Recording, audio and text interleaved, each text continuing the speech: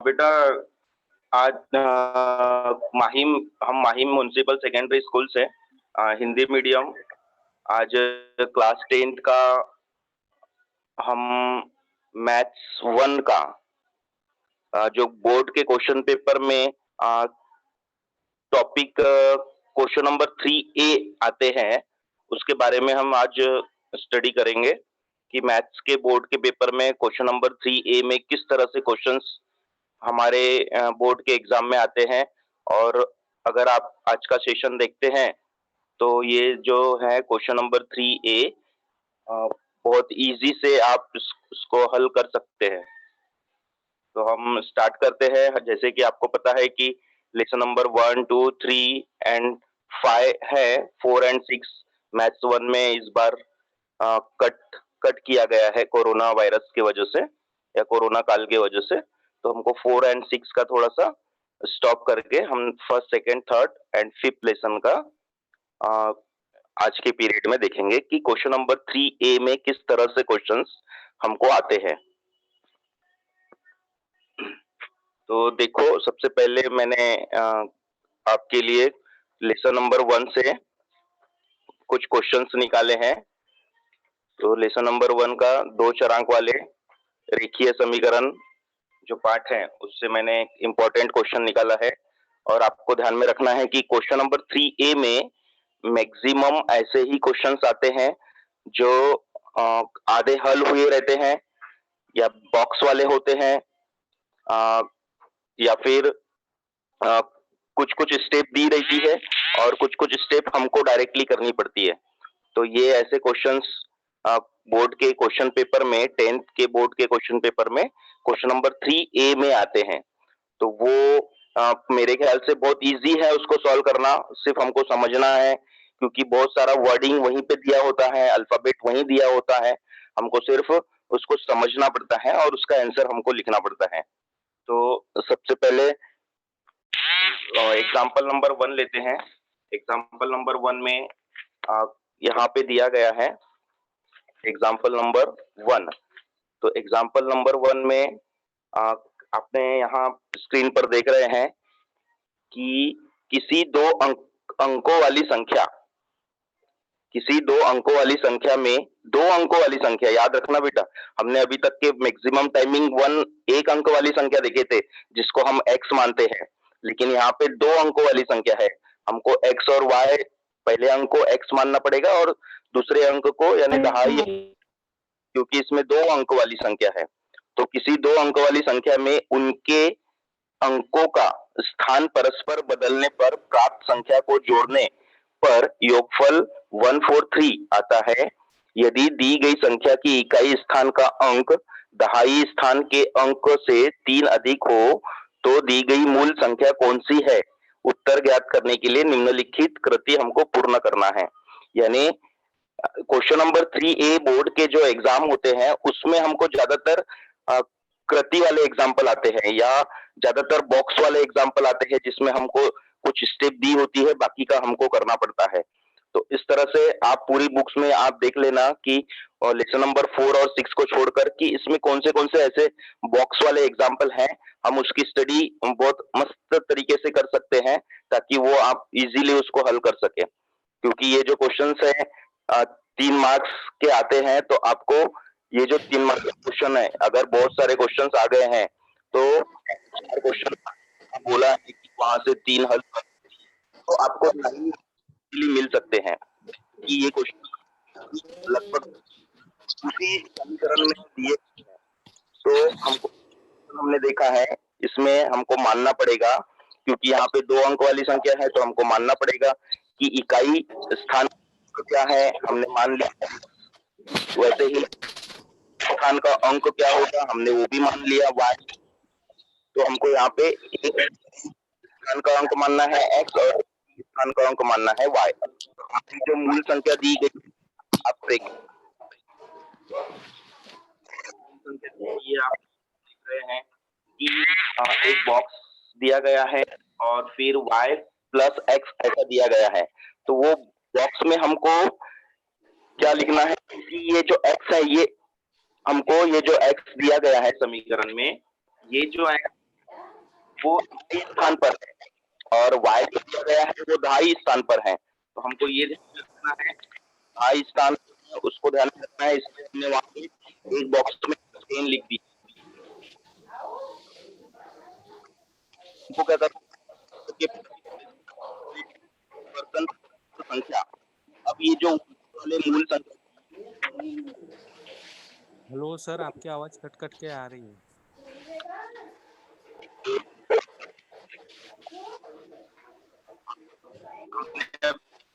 देखा हेलो। था 10 प्लस। हाँ सर। हेलो। क्या मेरा आधार कार्ड तो जरूर। हेलो। आवाज आ रही है? हाँ, आपकी आवाज कट कट के आ रही है, थोड़ा सा आप रेंज में रहिए सर, तो आवाज कट आएगी। ओके, नेक्स्ट वही है मूल संख्या 10y प्लस x। आवाज आ रही है? अंकों का परिवर्तन करने पर हमको दिया गया वहां पे बॉक्स x प्लस वाई, तो यहाँ पे हमने लिखा है फिर से 10, क्योंकि अंकों का परिवर्तन करना है। पहले वाली जो समीकरण थी उसमें 10 y था और इसमें हमको अंकों का परिवर्तन करना है तो 10x हो जाएगा। इस तरह से हमने यहाँ बॉक्स के अंदर 10 लिखा हुआ है। उसके बाद प्रथम शर्त के अनुसार दो अंकों की संख्या प्लस अंकों के स्थान परिवर्तन से प्राप्त हुई संख्या, इन दोनों का बराबर 143 यहाँ पे आपको दिया गया है। और जो रेड बॉक्स है, रेड बॉक्स में जो फर्स्ट वाला टर्म है, ये जो फर्स्ट वाला टर्म है वो ऑलरेडी दिया जाता है, यानी 10x प्लस वाई, तो आपको प्लस में सेकेंड बॉक्स में लिखना पड़ेगा, क्योंकि ये वाला जो 10x प्लस वाई है ऊपर से देख लो आप कि तो फिर उसके बाद में 10y प्लस एक्स बच गया है, तो हमको ये सेकेंड वाले बॉक्स में 10y प्लस एक्स लिखना होगा। और ऑलरेडी 143 बराबर 143 वहां पे दिया गया है, यानी जितने भी बॉक्स वाले उदाहरण होते हैं उसमें हमको सिर्फ समझना है कि इसमें क्या होगा या क्या लिख सकते हैं, हमको ऊपर की और नीचे की स्टेप देखकर ही समझना है। अब जैसे उसके बाद और सेपरेट बॉक्स दिए गए हैं, जैसे box x plus box y या bracket x plus bracket y बराबर 143, तो हमको क्या करना है, ये दोनों टर्म्स को, जो ऊपर वाली टर्म्स है 10x और x, इनको जोड़ देना है। तो बॉक्स में हमको 11 आ जाएगा, क्योंकि यहाँ पे 10x है और ये 1x है, तो दोनों को हम जोड़ दिया तो 11x आ जाएगा। सेम वैसे ही प्लस सेकेंड बॉक्स में भी हमको दोनों y को जोड़ देना है, तो हमने दोनों y को जोड़ दिया तो वहां पे 11y आ जाएगा। इस तरह से इक्वल टू 143 ऑलरेडी वहां पे दिया गया है। अब उसके बाद x प्लस वाई बराबर बॉक्स दिया गया है, यहाँ पे स्टेप नहीं दिया गया है, तो हमको वहां पे अपने अनुसार 11 से भाग कर देना है। देखो यहाँ मैंने लिखा है 11 से भाग करने पर, यानी ये दिया नहीं रहता, लेकिन हमको समझना है कि वहां पे क्या करना पड़ता है। तो दोनों को हमने ये बाया पक्ष और दाया पक्ष में 11 से हमने भाग कर दिया, तो 11 से भाग करने पर क्या आएगा, एक तरफ x आ जाएगा, एक तरफ प्लस y आ जाएगा, और राइट साइड में 143 को 11 से भाग कर देंगे, तो इस तरह से 13 निकल जाएगा, 13 आ जाएगा उसका आंसर। तो हमको फर्स्ट समीकरण प्राप्त हो जाएगी।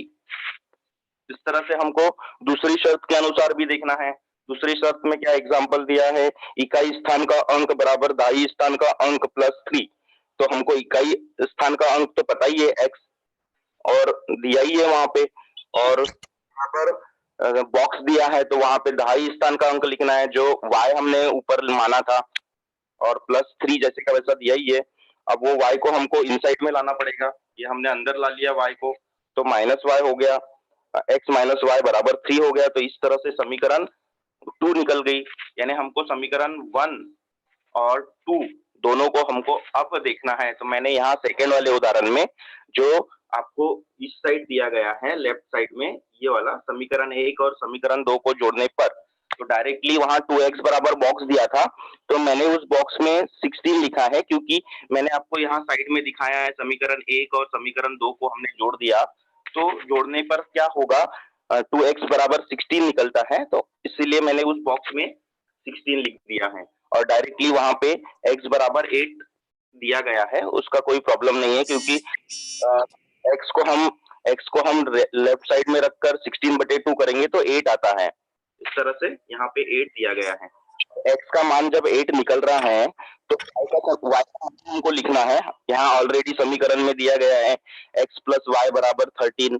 तो x का मान आपको पता था 8, तो आपने 8 लिख दिया। बॉक्स में कुछ नहीं था तो हम वहां ऑलरेडी ऊपर से y जैसे का वैसा लिखना है।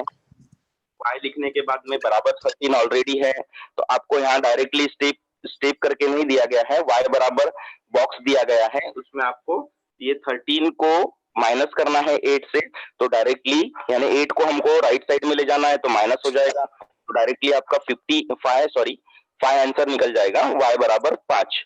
और फिर उसकी मूल संख्या हमने यहाँ देखा, मूल संख्या दिया गया है। पहले हमने देखा था मूल संख्या जो हमने माना था 10y + x, तो इस तरह से ऑलरेडी वहां पे बॉक्स +8 दिया गया है और आंसर 58 दिया है, तो हमको बॉक्स में 50 लिखना है, क्योंकि 10 और y की वैल्यू कितनी थी 5, तो दोनों को हमको गुना करना है, तो यहाँ पे बॉक्स में 50 हो जाएगा। इस तरह से हमने यहाँ पे 50 लिखा हुआ है।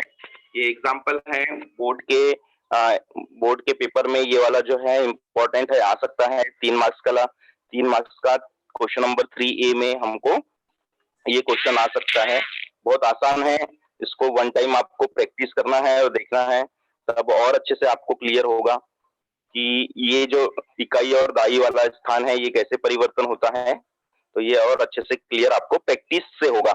और हम कहते हैं कि जब तक आप मैथमेटिक्स में प्रैक्टिस नहीं करते तब तक कोई प्रॉब्लम्स हमसे हल नहीं हो सकते। इसलिए हमको मोर प्रैक्टिस करनी है, जितनी ज्यादा हो सके उतनी ज्यादा प्रैक्टिस करनी है। किसी भी स्टूडेंट से डिस्कस करना है, किसी भी टीचर से डिस्कस करना है, अपने क्लास टीचर से डिस्कस करना है, आपने कोई अच्छे स्टूडेंट है उनसे भी अगर आप पूछ रहे हैं और किसी ने पूछा तो उनको भी हेल्प करनी है, उनको भी बताना है, उनको भी समझा के देना है, ताकि आपका भी और क्लियर हो जाए। इस तरह से बहुत सारे प्रॉब्लम्स है, आपको उसकी प्रैक्टिस करनी होगी। इसी में सेकेंड वाला है कृति, मैंने सेकेंड एग्जांपल लिया है। तो ये सेकेंड एग्जांपल में भी आप देखो कि जो समीकरण है ये निश्चयांक का है। यहाँ ऑलरेडी ऐसे बॉक्स बने हुए हैं, ये बॉक्स की जगह में जो खाली स्थान है हमको वहां पे नंबर फिल्स करने पड़ते हैं। तो इस तरह से बहुत सारे एग्जांपल्स जो रहते हैं 10th के बोर्ड के पेपर में क्वेश्चन नंबर 3A में आते हैं, जो 3-3 मार्क्स के होते हैं। और ज्यादातर इसके हल तो यहीं पे दिए होते हैं, हमको सिर्फ समझना है और उसे लिखना है। तो यहाँ पहले वाली जो समीकरण दिया है 3x - 2y = 3, यहाँ मैंने फर्स्ट समीकरण लिख दिया और उसके बाद में 2x + y = 16, ये हमने सेकेंड वाला समीकरण लिख दिया। उसके बाद में उपरोक्त समीकरणों का निश्चयों का मान यहाँ पे जो ऑलरेडी दिया गया है, फिर यहाँ पे दिया है d और फिर कॉलम दिए गए हैं और बराबर बॉक्स दिया गया है। तो आपको ये d का जो मान है ये कैसे निकालते हैं ये हमको ध्यान में रखना होगा कि d जब निकालते हैं हम तब d में क्या आता है और क्या नहीं आता, ये हमको थोड़ा सा ध्यान रखना होगा कि d का मान निकालने के लिए या dx का मान निकालने के लिए हमको क्या करना पड़ता है। तो वही हम अभी थोड़ा सा देखते हैं कि d का मान निकालने के लिए हमको क्या करना पड़ेगा। तो d का मान निकालने के लिए हमको जो समीकरण दी गई है पहली समीकरण 1 और 2, इसमें हमको क्या करना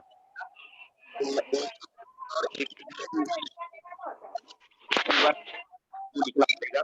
तो -2b1 दिया गया है, तो इस तरह से मैंने c1 b2 दिया है और उस तरह से a2 b2 लिख दिया है। आपको ये समीकरण में देखना है कहाँ a1 b1 है और a2 b2 कहाँ पे है, वो लिखना है d के मान में, और उन दोनों का फिर क्रॉस मल्टीप्लिकेशन करते हैं। आपको पता ही है निश्चयांक पद्धति कैसे होती है, दोनों का क्रॉस मल्टीप्लिकेशन करते हैं। तो बॉक्स दिया गया है, मैंने उनका क्रॉस मल्टीप्लिकेशन किया, 3 और 1 को गुना किया और माइनस होता है बीच में, तो 2 और -2 को फिर से गुना किया तो -4 आता है और माइनस माइनस प्लस होता है। तो 3 और 4 को मैंने प्लस कर दिया तो हमने यहाँ 7 लिखा हुआ है। तो इस तरह से आपको ये थोड़ा सा ध्यान में रखना है। वैसे ही dx डायरेक्टली यहाँ पे dx के कॉलम दिए गए हैं और बराबर बॉक्स में बॉक्स भी दिया गया है, तो आपको x निकालते समय आपको ये ध्यान में रखना है कि C1 B1 लिखना है और C2 B2 लिखना है। तो समीकरण में देखना है कि C1 B1 कहाँ है, C2 B2 किधर है, ये हमको देखना है। तो मैंने यहाँ पे समीकरण के अनुसार 3 - 2 और 16 और 1 इस तरह से आ गया है। तो 3 - 2 16 एंड 1, तो इनको भी क्रॉस मल्टीप्लिकेशन कर दिया मैंने, 3 को 1 से और 16 को -2 से। तो माइनस माइनस बीच में होते हैं, इसलिए दोनों का प्लस होता है। तो 32 और 3 मैंने 35, इस तरह से बॉक्स में 35 आ चुका है। और इसमें भी इसके बाद थर्ड वाला जो समीकरण है उसमें भी dy का अगर मान निकालना है हमको, तो dy में भी हमको ध्यान में रखना पड़ता है कि dy में y वाली टर्म्स, जो समीकरण में y वाली टर्म्स रहती है उसको हमको लिखना नहीं रहता, और dx में x वाली जो टर्म्स रहती है उसको लिखना नहीं पड़ता। तो यहाँ पे dy में भी निकालते समय हमको a1 C1 और a2 C2 इस तरह से हमको ध्यान में रखना होगा। तो हमने यहाँ पे 3 और 2 3 इस तरह से लिखा है। इनका भी हमको क्रॉस मल्टीप्लिकेशन करना है, ये 16 को 3 से गुना करना है, ये 2 को 3 से करना है। तो इस तरह से प्लस माइनस करने के बाद इसका आंसर 42 आता है। हमने यहाँ पे 42 लिखा हुआ है। फिर नीचे में क्रैमर के नियम अनुसार हल प्राप्त होते हैं। डायरेक्टली यहाँ पे दिया गया है कि x बराबर बॉक्स बटे बॉक्स, x बराबर बटे बॉक्स। तो हमने क्या किया था, अब इसका जो सूत्र है बॉक्स x बराबर बॉक्स बटे बॉक्स, तो इसका सूत्र में dx बटे d आएगा। आपको ध्यान है हमने लास्ट टाइम भी पढ़ा था और फर्स्ट लेसन आपने भी पढ़ा है। तो x यानी क्या होता है dx बटे d। तो हमको dx का मान कितना निकला था, हम ऊपर देख सकते हैं यहाँ पे। तो dx यानी 35 निकला था और d का मान 7 निकला था, हम यहाँ देख सकते हैं। तो ये जो 7 है 35 बटे 7 हमने यहाँ पे नोट किया गया है। वैसे ही दोनों को भाग करने पर उसका आंसर 5 आता है, ये हमको ध्यान में रखना है। और ऐसे ही यहाँ पे सेकेंड वाले टर्म्स में y का मान दिया गया है, y बराबर बॉक्स बटे बॉक्स है। तो बॉक्स में हमको y का मान है तो dy बटे d लिखना होगा। तो dy का मान कितना निकला था 42 और d का मान ऑलरेडी 7 है। ये देखो हमने जो समीकरण में निकाला गया है। तो 42 बटे 7 करना है, दोनों को भाग करना है और इस तरह से आंसर 6 आता है। और ये जो आंसर आया एक का x का मान 5 आया, y का मान 6 आया। तो हमको वहां पे नीचे दिया गया है और समीकरण में 2 बॉक्स, तो वहां 5 एक की जगह 5 लिखना है, दूसरे की जगह 6 लिखना है और यह उसके हल है, हमको ये देखना है। इस तरह से ये सेकेंड एग्जाम्पल भी है जो बहुत इंपॉर्टेंट है। ये भी बोर्ड के पेपर में जो ऐसे स्टेप रहते हैं, खालिस्तान वाले जो बॉक्स रहते दिए जाते हैं, वो बहुत बार आते हैं। तो आपको ऐसे पूरे बुक्स में ये देखना है कि किस एग्जाम्पल में ऐसे जो बॉक्स वाले बने होते हैं, जो डायग्राम या ट्री डायग्राम हम बोल सकते हैं, इस तरह से एग्जाम्पल हम जो बने होते हैं पूरे बुक में, आपको उसको देखना है, उनकी प्रैक्टिस करनी है, जहां से आप ज्यादा से ज्यादा मार्क्स ले सकते हो बोर्ड के एग्जाम में। उसके बाद थर्ड वाला एग्जाम्पल देखते हैं। थर्ड वाले एग्जाम्पल में थोड़ा सा इसका भी वैसा ही है, जैसे कि मैंने यहाँ पे दिया है कि नीचे दी गई चौकटों में तीर के चिन्ह के पास कुछ सूचना दी गई है। ये जो तीर के चिन्ह हैं, तीर के चिन्ह दिख रहे हैं आपको ये वाले, तो इसमें कुछ सूचनाएं दी गई हैं।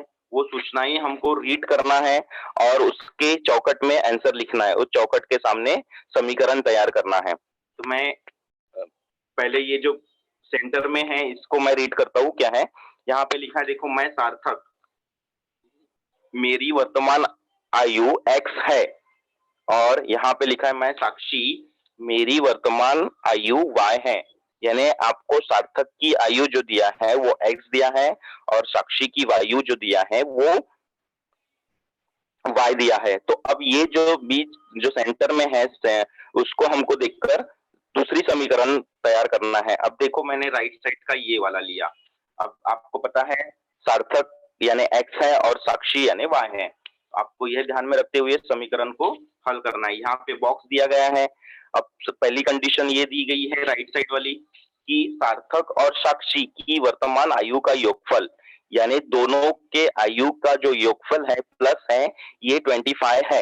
इसलिए हमको यहाँ पे हमने दोनों की आयु यानी सार्थक को x माना था, साक्षी को y माना था, दोनों को हम प्लस कर दिया, x प्लस वाई बराबर 25। ये सिंपल है, इसलिए मैंने इसको पहले आपको बता दिया, x प्लस वाई बराबर 25। इस तरह से सेकेंड वाली जो कंडीशन है वो भी देख लेंगे। सेकेंड वाली कंडीशन क्या होती है, ये ऊपर वाली, तो ये ऊपर वाली कंडीशन में क्या दिया गया है, साक्षी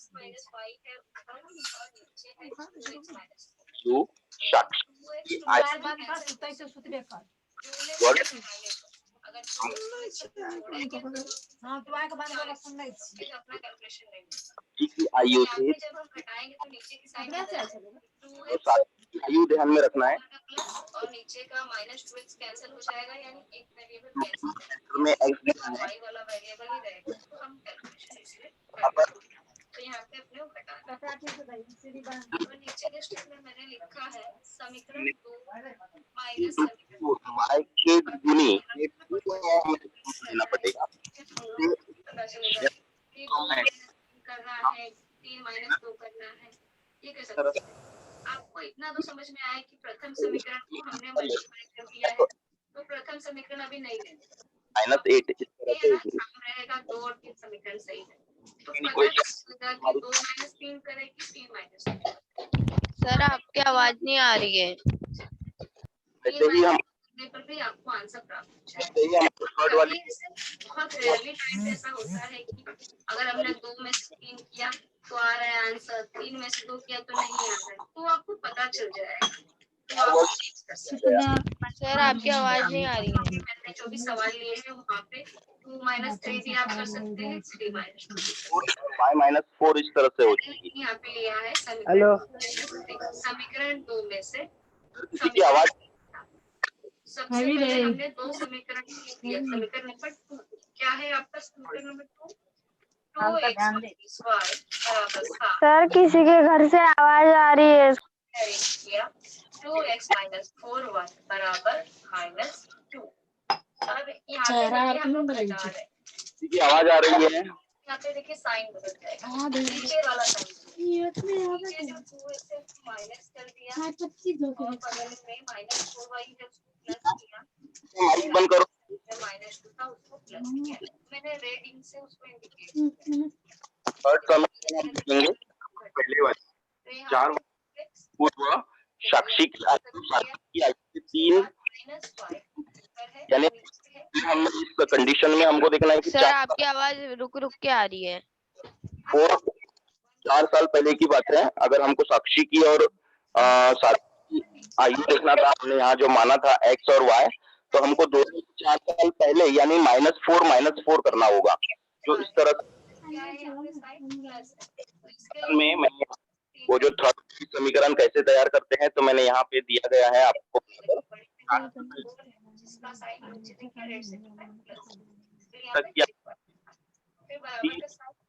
तो y माइनस और x -4 की आयु लिखना है, लेकिन 3 वर्ष कम था, फिर x -4 - 3 इस तरह से करना होगा।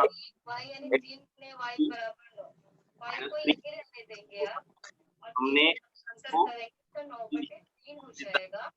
यहाँ पे 2 y का मान मिल गया। अब अपने x का मान चाहिए, तो x का मान निकालने के लिए हम लोग क्या करेंगे, y तो हम लेफ्ट साइड में तो x रखेंगे तो भी आपको मिलेगा उत्तर 3 में भी। y को हमको इनसाइड लाना पड़ेगा, तो x बराबर 3 इस तरह से बराबर -1। तो यहाँ देख सकते हैं हमने x - 2 गुने 2 सर किसी के घर से आवाज आ रही है। -y बराबर को ऐसे ही लिखेंगे, बीच में बोल रहा है, प्लीज स्टॉप। सर क्लियर नहीं सुनाई दे रहा है। अब यहाँ देखिए x को ये -6 आवाज आ रही है, स्टॉप करो उसको, माइक ऑफ करो। सर वहाँ से किसी का आवाज आ रहा है। हाँ बेटा, किसी का आवाज आ रहा है, शायद कोई स्टडी कर रहा है, पता नहीं क्या ऑनलाइन कर रहा है वो। ओके, इस तरह से हमको फर्स्ट लेसन में हमने 3 एग्जाम्पल बताए हैं, वो 3 एग्जाम्पल आपको ध्यान में रखना है। और इस फर्स्ट लेसन में जो ऐसे बॉक्स वाले होंगे या फिर ऐसे चार्ट वाले होंगे, फ्लो चार्ट वाले जो एग्जाम्पल होंगे, क्वेश्चन नंबर 3 में बोर्ड के पेपर में ऐसे ही वाले एग्जाम्पल आते हैं आप। और यहाँ अगर लेसन 1 देखेंगे आप तो उसमें और बहुत सारी जो एग्जाम्पल ऐसे होंगे उसको भी प्रैक्टिस आपको करना है। तो उसके बाद हम पार्ट 2 का यानी लेसन नंबर 2 का वर्ग समीकरण का देखते हैं। वर्ग समीकरण में भी कुछ ऐसे एग्जाम्पल हैं, वो भी हम देख लेते हैं। तो सबसे पहले यहाँ आसान वाला एग्जाम्पल दिया है, प्लस वाई बराबर 11। प्रथम समीकरण 2x माइनस 3y बराबर 7 द्वितीय समीकरण। यहाँ पर भी देखिए आप x बराबर 5 k 14x माइनस 5 बराबर 0। इस समीकरण का एक मूल हो तो k का मान ज्ञात करना है। यहाँ पे हमको कृति दी गई है, इस कृति के अनुसार बॉक्स दिए गए हैं और बॉक्स में हमको अपने माइंड से वहाँ एग्जाम में क्या आने वाला है समीकरण देखकर, ये कृति देखकर हमको वहाँ पे समझना है और लिखना है। तो मैंने यहाँ साइड में ही उसके सॉल्व करके दिया है कि जो फर्स्ट वाला बॉक्स है, इस बॉक्स में हमको 5 लिखना है क्योंकि x का मान 5 ऊपर में दिया गया है। और उसके बाद में k और फिर बॉक्स का वर्ग दिया गया है, तो हमको k बॉक्स का वर्ग यहाँ समीकरण में ऊपर देखना है। वो बॉक्स यानी x था, तो x का मान हमने 5 लिखा था, तो यहाँ राइट साइड में हमने 5 लिखा हुआ है, तो आपको वहाँ 5 लिखना है। -14 फिर बॉक्स है, तो वहां पे भी x का मान रहता था, इसलिए वहां पे भी हम -5 ऑलरेडी यहाँ दिया गया है, बराबर 0 ऑलरेडी दिया गया है। सेम वैसे ही करना है जो यहाँ पे दिया गया है।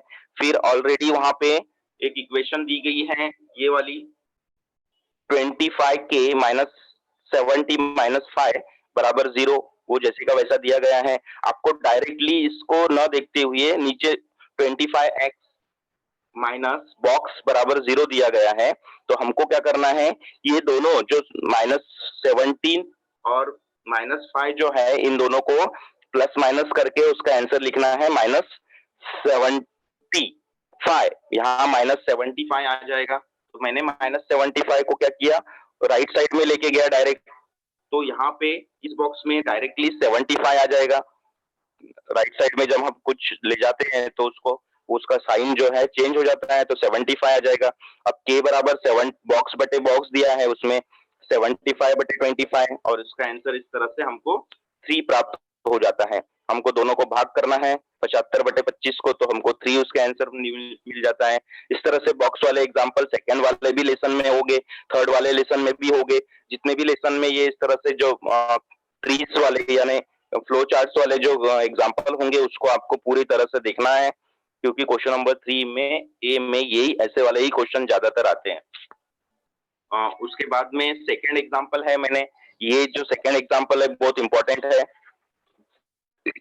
इसमें भी आप देखो कि मैंने जो पेंसिल से शेड किया है ग्रीन वाली लाइन में, मैंने जो पेंसिल से ग्रीन वाली लाइन में शेड किया है, वो एक बॉक्स है, यानी वो खाली स्थान है, या फिर वहां पे बॉक्स सिंपल एम्प्टी बॉक्स दिया गया है, आपको वहां फिल करना है।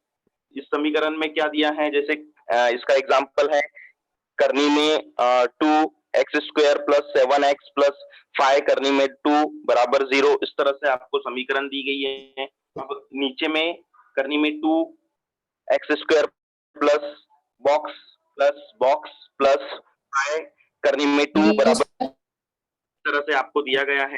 तो हमको ये जो बॉक्स है, इन बॉक्स में क्या आएगा, ऊपर हमने 7x दिखा था बीच में, तो यहाँ मैंने थोड़ा सा ये जब हम हल करते हैं तो इसको a गुना c इस तरह से, देखो मैंने यहाँ पे करके दिया है a गुना c, हमको इसका जो a का मान रहता है उसको c से गुना करना पड़ता है।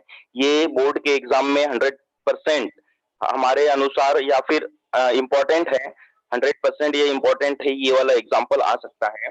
तो इसमें इसको हल करने के लिए हमको a और c का मान देखना होगा। तो a का मान हमको वहां पे करनी में 2 दिया था, हमने यहाँ लिया करनी में 2, और c का मान 5 करनी में 2 था, हमने यहाँ लिया। दोनों को हमने गुना करके देखा तो क्या होता है, देखो करनी में 2 और गुना 5, इस तरह से हमने लिया। तो आपको ध्यान में रखना होगा, किसी भी को गुना करने पर, यानी करनी को गुना करने पर, वही नंबर का गुना करने पर उसका आंसर सेम आता है। यानी करनी में 2 और करनी में 2 का हम गुना करेंगे तो उसका आंसर 2 आता है। मैंने यहाँ 2 लिखा है और गुना 5 है, तो दोनों को हमने गुना कर दिया तो 10 आ गया। इस तरह से मैंने इसमें 10 लिखा हुआ है, तो यहाँ पे 10 जो आता है, ये अब ये ध्यान में रखना है कि ये जो 10 है इनके ऐसे कौन से दो गुणनखंड होंगे जिनका आंसर 10 आता होगा। तो मैंने यहाँ 5 लिया है और 2 एक लिया है, तो ये 5 को हमने 2 से गुना किया तो उसका आंसर 10 आता है, गुणनफल 10 आता है, और उनको जोड़ने या घटाने पर 7 आना चाहिए, क्योंकि समीकरण में 7 दिया गया है सेंटर में, इसलिए मैंने इनको प्लस कर दिया, तो ये हमारा 7 आ गया।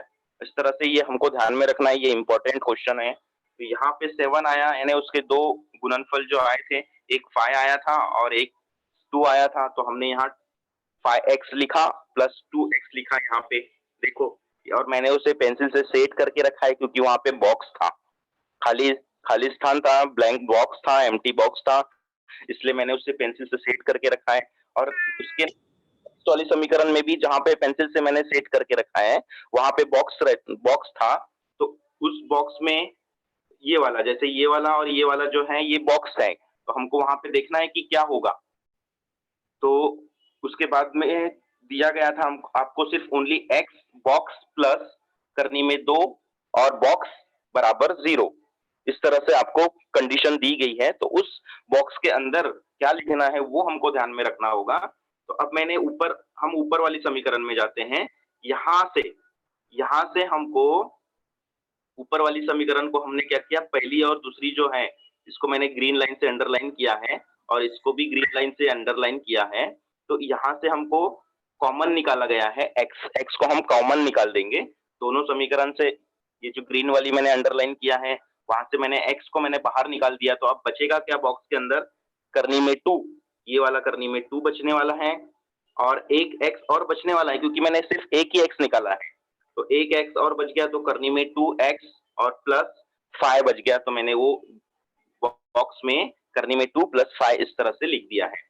प्लस करनी में 2 ये है, और ये वाला भी ब्रैकेट जो बॉक्स है उसमें भी सेम वैल्यू आना चाहिए, क्योंकि दोनों बॉक्स में वैल्यू सेम आती है। आपने देखा है गुणनखंड पद्धति से जब आप दूसरा एग्जाम्पल हल करते हैं तो उसकी जो वैल्यू है दोनों बॉक्स की वैल्यू वो सेम आती है। तो सेम आने के लिए हमको फिर से ये ऊपर जाना पड़ेगा, और ये जो लाइन है, मैंने जो ग्रीन लाइन या रेड लाइन से मैं आपको बता रहा हूँ, इसमें भी हमको कॉमन कुछ निकालना होगा। तो मैंने वहां से करनी में 2 कॉमन निकाल दिया, यानी बाहर निकाल दिया। तो करनी में 2 बाहर निकालने से यहाँ का जो करनी है ऑलरेडी ये बाहर निकल चुका है, लेकिन यहाँ तो करनी 2 है ही नहीं, 2x में करनी 2 है ही नहीं, लेकिन फिर भी हमको वहां से बाहर निकालना है। तो ऑलरेडी जब करनी 2 और करनी 2 का गुणा करते हैं तो उसका आंसर 2 आता है। तो वैसे ही इनसाइड में हमको करनी 2 और x लिखना है प्लस 5। तो इस तरह से 5 ऑलरेडी दिया गया है, तो करनी 2 और x का हम गुना करेंगे तो 2x आता है। तो हमको ये दो बॉक्स खाली दिए गए हैं, उसको हमको फिल करना होता है। अब ये जो हमारे पास 2 बॉक्स आ चुके हैं जिसमें आंसर आ गए हैं ये मैंने यहाँ पहले लिख दिया, करनी में 2x प्लस 5, और जो ब्रैकेट के बाहर है वो हमको लिखना है, ये बाहर है एक x और एक प्लस करनी में 2 बाहर है, तो मैंने यहाँ पे लिख दिया x प्लस करनी में 2 बराबर 0। अब डायरेक्टली आपको ये वाली स्टेप यहाँ दी नहीं है, ये जो स्टेप है, ये जो मैंने कट किया है उस स्टेप को दिया गया नहीं है, और डायरेक्टली ये वाला बॉक्स के बाद में आपको x का मान निकालना है, ये x का मान डायरेक्टली दिया है, तो आपको यहाँ से ही फास्ट स्टेप करना है। ये x है तो -5 हो जाएगा, और ये जो करनी में 2 है ये गुना है तो इस साइड ले जाएंगे तो भाग में आ जाएगा, तो आपको यहाँ डायरेक्टली -2 बटे करनी में 2 इस तरह से डायरेक्टली निकालना है। लेकिन मैंने समझाते हुए यहाँ पे किस तरह से वो आता है वो समझाने के लिए मैंने आपको ये सब स्टेप बताया था।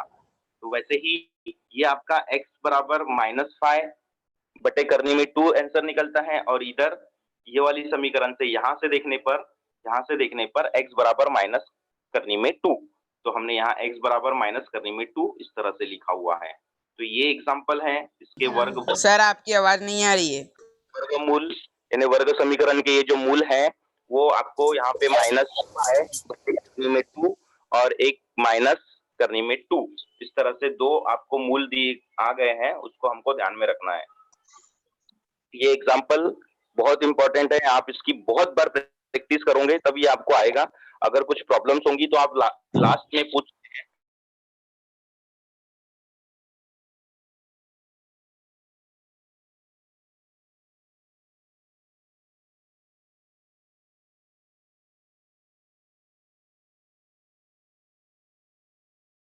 सर माइक ऑन कीजिए, सर माइक ऑन कीजिए। हेलो सर, माइक ऑन कीजिए। हेलो सर, माइक ऑन कीजिए, माइक ऑन कीजिए। सर माइक ऑन कीजिए, आपका माइक बंद। हाँ ओके सर, ओके। हाँ हाँ, आवाज आ रहा है सर। ओके ओके, कंटिन्यू कीजिए। Okay sir. सर स्क्रीन दिख रही है? हाँ दिख रही सर, कंटिन्यू कीजिए आप। Okay okay. बेटा अभी लेसन नंबर 3 के भी ऐसे ही हमने कुछ एग्जांपल लिए हैं, तो वो एग्जांपल पे भी एक नजर डालते हैं जो इम्पोर्टेंट है 3A में। क्वेश्चन नंबर 3A में जो बोर्ड के एग्जाम में आ सकते हैं, तो उसमें मैंने फर्स्ट वाला एग्जांपल यहाँ पे लिया है। दी गई अनुक्रमिका 5 11 17 23 और उसके आगे भी बहुत सारे नंबर हैं में क्या संख्या 301 है। यानी ये जो 301 संख्या है इस अंकगणितीय श्रृंखला में है या नहीं है, ये हमको चेक करना है। यानी कोई भी एक नंबर है वो 301 है, उस समीकरण में या अनुक्रमणिका में ये 301 संख्या है या नहीं है, ये हमको चेक करना है। तो हमको सिर्फ यहाँ से देखना होगा कि समीकरण हमको ये देखना होगा 5 11 17 23 ये श्रृंखला में T1 जो है, T1 का मान जो है आपको पता है जो फर्स्ट रहता है उसको लिखते हैं हम 5। T2 का मान पता है आपको जो सेकंड रहता है, सेकंड नंबर पे रहता है श्रृंखला में, उसको लिखते हैं 11, यहाँ पे दिया गया है। T3 T4 इस तरह से आपको पता है सबके मान, T1 का क्या होगा, T2 का क्या होगा, हमने यहाँ पे नोट करके लिखा है T1 T2 T4 इस तरह से दिया गया है। लेकिन हमको यहाँ पे हमको एक अंतर, इनका जो D का डिफरेंस है वो कितना होगा वो हमको ज्ञात करना होगा। तो हमने यहाँ क्या किया, T2 माइनस T1 करना पड़ता है और T3 माइनस T2 खत्म होने का नाम नहीं ले रही अली राखी की कड़वाहट। माइनस 11 किया तो 6 आता है, या 23 माइनस 17 हमने किया तो भी उसका आंसर 6 आता है। इसका मतलब इनका जो अंतर होगा यानी D जो होगा, D का मान वो 6 होगा। तो इस तरह से मैंने यहाँ 6 लिख दिया है। तो अब हमको A का मान पता है, A यानी T1 होता है जो 5 है, जो यहाँ पे हमने जो लिखा हुआ है, और D का मान 6 हमने यहाँ से अभी निकाला। तो हमको मानना है कि जो 301 दिया है, 301 जो दिया है, क्या इस समीकरण में है। हमको चेक करने के लिए हम वो जो 301 है, 301 है, उसको TN यानी हमको लास्ट वाला नंबर मान के चलना है। तो हमने उस TN को लास्ट वाला पद मान लिया है, यानी TN हमने 301 मान लिया है। तो हमको TN का सूत्र हमको लिखना है, तो हमने यहाँ लिखा है TN बराबर A प्लस n-1D। आपको सूत्र पता है पद निकालने का, वो लिखना है। अब इसमें सबका मान रखेंगे। TN का मान 301 हमने लिया था, तो 301 रखा इस साइड, और फिर जैसे का वैसा रखेंगे 5 प्लस n-1 इंटू D का मान आपको पता है 6 आया था, और A का मान आपको पता है 5 आया था। हम इन सबको प्लस माइनस करने पर क्या होगा, 5 जैसे का वैसा रहेगा यहाँ पे, और ये 6 को अंदर गुणा कर लेंगे तो 6n माइनस 6 हो जाएगा, और 5 माइनस 6 आपको पता है माइनस 1 होता है, तो 6 माइनस 6n माइनस 6 इस तरह से आ जाएगा। अब यहाँ पे देखो ये 1 को हमको लेफ्ट साइड में लाना है, तो प्लस 1 हो जाएगा।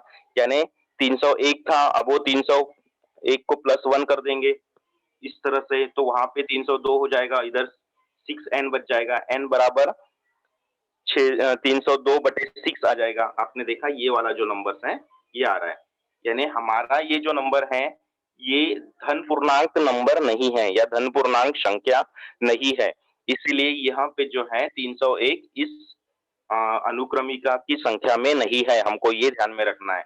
धन पूर्णांक यानी होता है बेटा कि जो नंबर्स कंटिन्यू आते हैं जिसमें प्लस और माइनस, सिर्फ प्लस वाले जो नंबर रहते हैं, जैसे +25 या 112 या कोई भी नंबर्स होते हैं, ऐसे जो नंबर्स रहते हैं वो धन पूर्णांक रहते हैं, लेकिन उसमें माइनस या प्लस का कोई चिन्ह नहीं होता या बटे वाले नहीं होते, तो ये जो है धन पूर्णांक संख्या होती है। लेकिन यहाँ पे हमने जो राउंड किया है वहां 302/6 आ रहे हैं, यानी ये धन पूर्णांक संख्या नहीं है।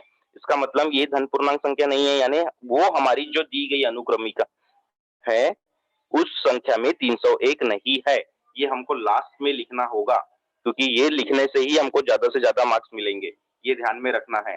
धन पूर्णांक संख्या किसे कहते हैं या किसे नहीं कहते हैं, या कौन सी धन पूर्णांक संख्या होगी जो ना पॉजिटिव होगी ना निगेटिव होगी, लेकिन जो है सिंपली नंबर होगा। जैसे उदाहरण के लिए 12 लिखा मैंने, 15 लिखा, या 1 2 3 4 लिखा, या ईटीसी कोई भी लिखा, बटे वाला नहीं चाहिए और ना ही प्लस माइनस वाला चाहिए, ओनली सिंपली वन नंबर चाहिए। तो ये जो नंबर होते हैं वो धन पूर्णांक होते हैं।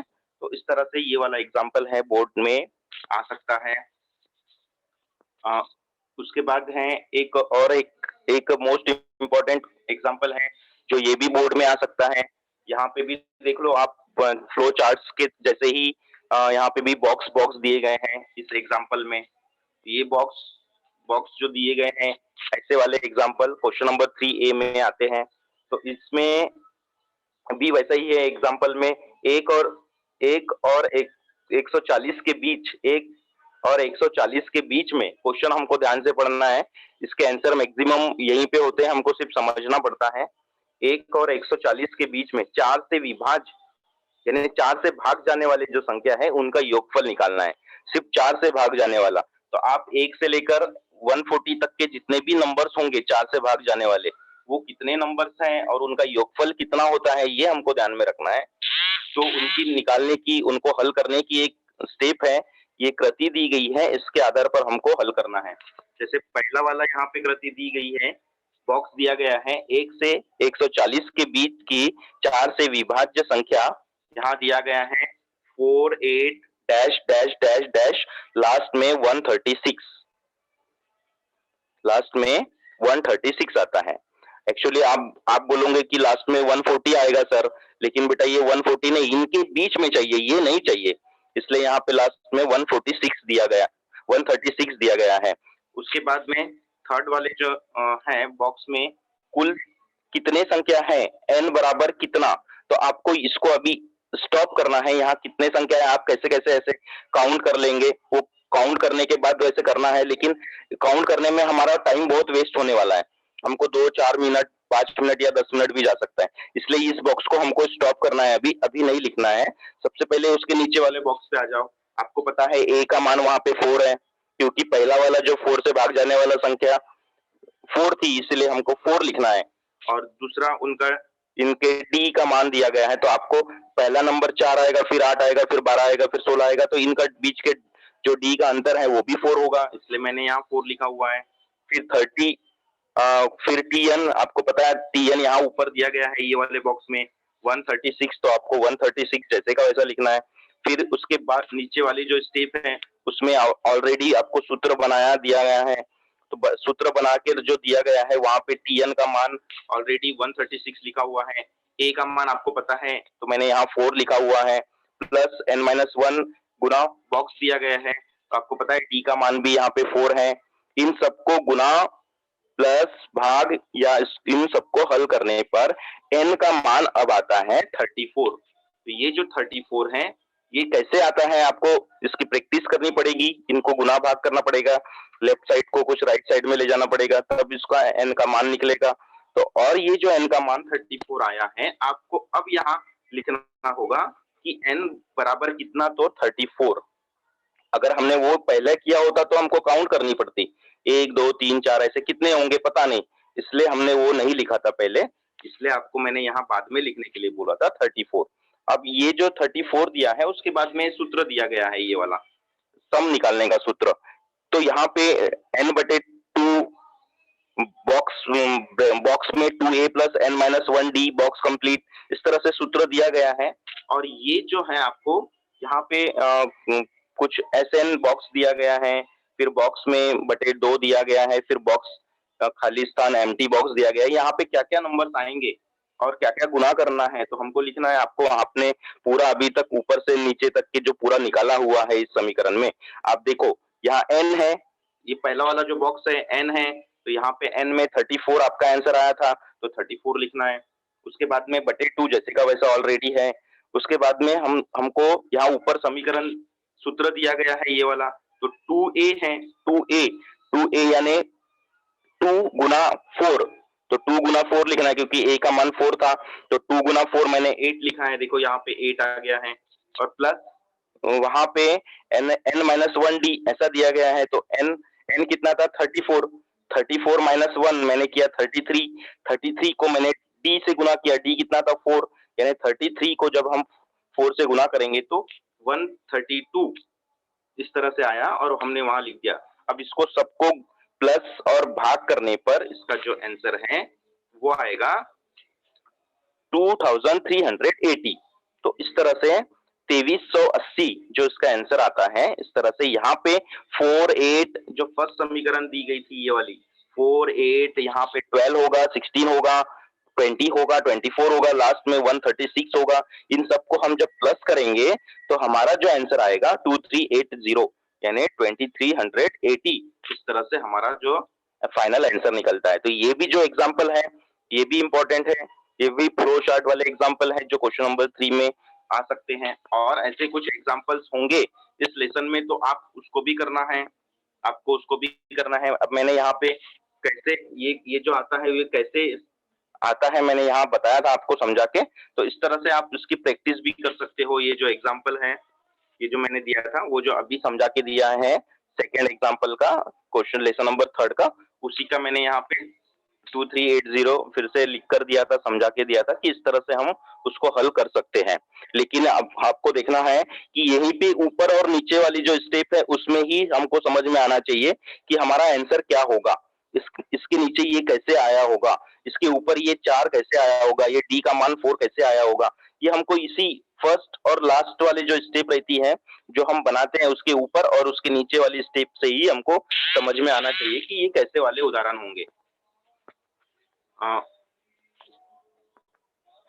उसके बाद है बेटा कुछ लेसन नंबर 5 का कुछ एग्जाम्पल है वो भी देख लेते हैं।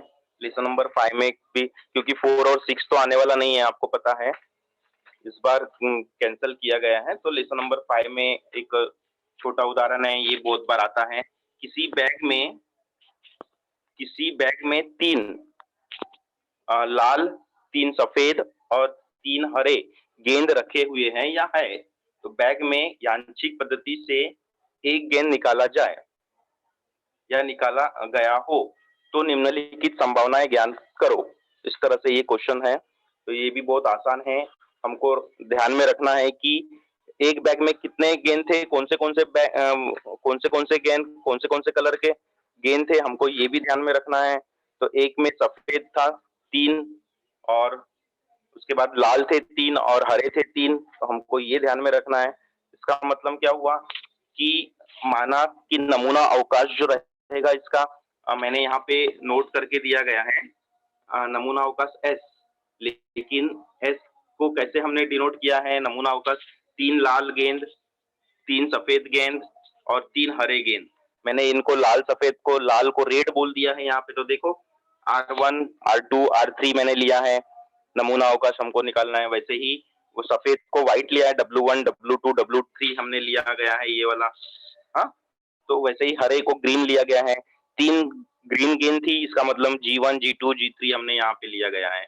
इसका मतलब ये टोटल N ऑफ S इसका 9 होगा, क्योंकि उस बैग में 9 बॉक्स थे, इसलिए मैंने यहाँ पे 9 लिया गया है। लेकिन हमारी जो कंडीशन है यांत्रिक पद्धति से हमको कितना निकालना है, कितने बॉल निकालना है या कौन सा निकालना है, तो पहला वाली जो कंडीशन है हमारी ये है निकाले गए गेंद का लाल होना, यानी निकाले गए गेंद का लाल होना। सिर्फ हमारी जो कंडीशन के अनुसार, घटना के अनुसार हमको A का मान लिखना होगा, रेड ही हम निकाल सकते हैं, यानी R1 R2 R3, तो इसका N ऑफ A 3 होगा, क्योंकि ये 3 में से कोई भी पहला रेड निकल सकता है, दूसरा भी रेड R2 निकल सकता है या R3 भी तीसरा निकल सकता है, इसलिए हमको इन दोनों का जो N ऑफ A है वो 3 लिखना है।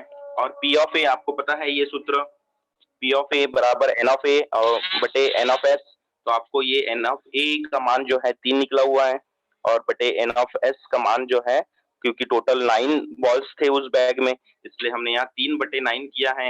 इस 3/9 को आप 3 से भाग करने पर ये 1/3 आता है। इस तरह से हम पहली घटना को आसानी से हल करके निकाला जा सकता है। ये भी एक एग्जाम्पल है जो इम्पोर्टेंट है, ये भी बोर्ड के एग्जाम में आ सकता है। उसके बाद इसी का सेकेंड एग्जाम्पल मैंने लिया है, तो सेकेंड एग्जाम्पल भी बहुत अच्छा है, ये भी बहुत बार आता है, प्रत्येक कार्ड वाला है। यानी प्रत्येक कार्ड पर एक इस प्रकार मैथमेटिक्स शब्द का अक्षर को लिखना कर वह कार्ड टेबल पर उलट के हमको रखना है। यानी मैथमेटिक्स में कितने अक्षर है ये हमको पहले काउंट करना पड़ेगा। स्पेलिंग दिया गया है यहाँ पे MATHE, MATICH, इस तरह से 11 अल्फाबेट दिए गए हैं। तो इन अल्फाबेट के अनुसार हमको कार्ड में उनके एक में M लिखना है, एक में A लिखना है, एक में T लिखना है, एक में H लिखना है। इस तरह से हमने 11 कार्ड पर लिख दिया है। अब उनकी कंडीशन क्या बोल रहा है, इसमें से एक अक्षर उठाने पर M अक्षर के अक्षर M होने की संभावना ज्ञात करना है। यानी ये जो M है, ये M कितने बार आ सकता है, ये हमको ध्यान में रखना है। तो मैंने यहाँ पे फिर से लिखा नमूना अवकाश MATI, जितना भी वहां पे मैथमेटिक्स की स्पेलिंग दी है वो सब मैंने यहाँ पे लिख दिया। उसको सबको काउंट करना है कितने हैं, तो N of S 11 आता है। और 11 आने के बाद हमको घटना A पे जाना है। घटना A यानी M आने की संभावना, कितने बार M आ सकता है। तो आपको मैथमेटिक्स में देखना है कि मैथमेटिक्स में M कितने हैं, उस मैथमेटिक्स की स्पेलिंग में M कितने हैं। ये एक M है और ये एक M है, यानी 2 टोटल इसमें मैथमेटिक्स के स्पेलिंग में 2 M है, इसलिए हमको 2 M यहाँ हमने लिखा है। यानी N of S कितना N of A कितना हो गया, 2 हो गया, क्योंकि M और M हो गए, 2 M है। तो हमको इसमें भी P of A का सूत्र आपको पता ही है, N of A बटे N of S, तो 2 बटे टोटल हमारे पास 11 कार्ड्स थे, क्योंकि पूरे मैथमेटिक्स में हमको 11 बार लिखना है। MATHE, MATICH, इस तरह से 11 वर्ड्स होते हैं, तो हमको 11 कार्ड्स थे, तो 2/11 यानी 2/11 इस तरह से इसके आंसर होगा। ऐसे ही और इसके आगे बहुत सारे एग्जांपल्स हैं, लेकिन जो मुझे इंपॉर्टेंट लगे थे मैंने वो आप लोगों को इस बार मैथ्स 1 के एग्जाम में जो आ सकते हैं या जो मुझे इंपॉर्टेंट लगे थे मैंने वो आपको अभी बताया। अगर किसी भी स्टूडेंट को इन सब प्रॉब्लम्स में कुछ डाउट्स होंगे तो आप अभी क्लियर कर सकते हैं।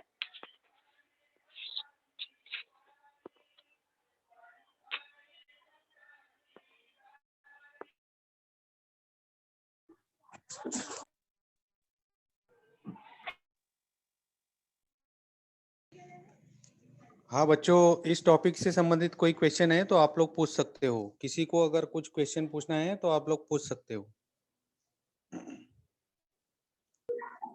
Sir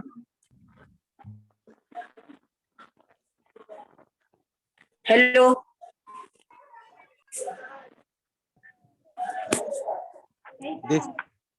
Dinesh Kumar sir mike on करो। Dinesh Kumar sir mike on करो। दिनेश सर माइक ऑन करो। दिनेश सर माइक ऑन करो।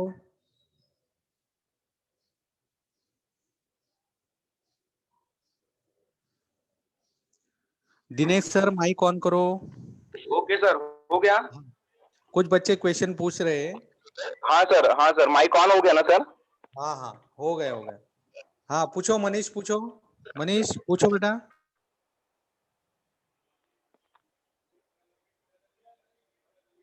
मनीष पूछो, क्वेश्चन पूछो। हाथ ऊपर किया है आपने, माइक ऑन करो। सर। हाँ बेटा बोलिए। हेलो सर, मुझे हाँ करड़ी वाला थोड़ा नहीं आता। तो करड़ी में 2 था ना, गुणनखंड विधि। यस सर वो वाला मुझे बहुत वीक लगता है, मतलब कि मैं करता हूँ बट मुझे आता नहीं है वो। अच्छा बेटा, ये वाला जो एग्जांपल है। हाँ सर, वो करड़ी वाला ही। अच्छा, ये करनी वाले एग्जांपल में आपको क्या करना है, आपने देखा कि ए और सी का गुना करना पड़ता है बेटा इसमें।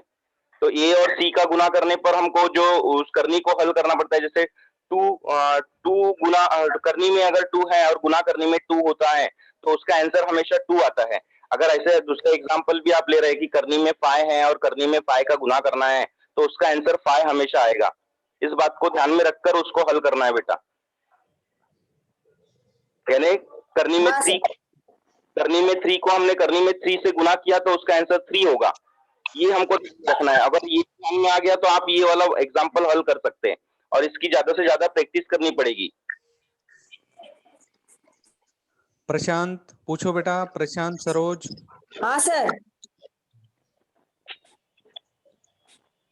सर मैंने ही तो पूछा वो क्वेश्चन। हाँ पूछो बेटा। हाँ सर समझ गया मैं। ओके, वो करनी वाला ध्यान में रखना है कि हमको किसी भी नंबर का करनी रहा और उसी के नंबर से अगर हम उसको गुना करते हैं तो उसका आंसर सेम ही आता है। यानी 10 रहा तो 10 आएगा, 5 रहा तो 5 आएगा, अगर 2 करनी रहा तो 2 ही आएगा। Okay question. और किसी को कुछ क्वेश्चन पूछना है तो पूछ सकते हो। हाँ स्नेहा पूछो बेटा। सर जो सेकंड लेसन का फर्स्ट क्वेश्चन बताया था ना वो नहीं आ रहा। ये वाला। हाँ सर ये तो बहुत इजी है बेटा। ये बॉक्स में हमको क्वेश्चन में इसके जो ये नहीं समझ में आ रहा, जो 70 आया है ना वो कैसे आए वो नहीं समझ में आ रहा है। अच्छा जो 70 आया ये। हाँ ये इसको हमने गुना किया 14 से। यहाँ पे आपको ये क्या था, ये बॉक्स कुछ नहीं है। ये वाले 14 के बाद में बॉक्स दिया है वो बॉक्स खाली है, लेकिन वहां पे वो x का मान है ना, क्योंकि 14 समीकरण में देखो, यहाँ पे देखो आप 14x दिया है और x का मान ऑलरेडी 5 है। ऊपर में दिया है x का मान यदि 5 हो तो 14 गुना 5 हमको करना है, तो 14 गुना 5 किया तो मैंने 17 आया। ये और ये -5 ऑलरेडी दिया है, ये दोनों को मैंने जोड़ दिया -17 और -5 को, तो -75 हो गया। अब ये -75 को मैंने राइट साइड ला लिया तो ये +75 हो गया। समझ में आ गया, थैंक यू सर। हाँ ओके बेटा ओके। ऐसे ही बेटा बार बार प्रैक्टिस करके देखोगे तो और क्लियर होगी आपकी डाउट्स, है ना। प्रीति पूछो बेटा। प्रीति अपना माइक ऑन करो। प्रीति उपाध्याय।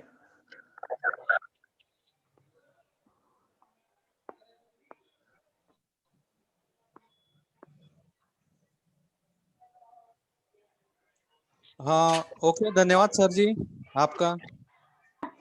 Okay hello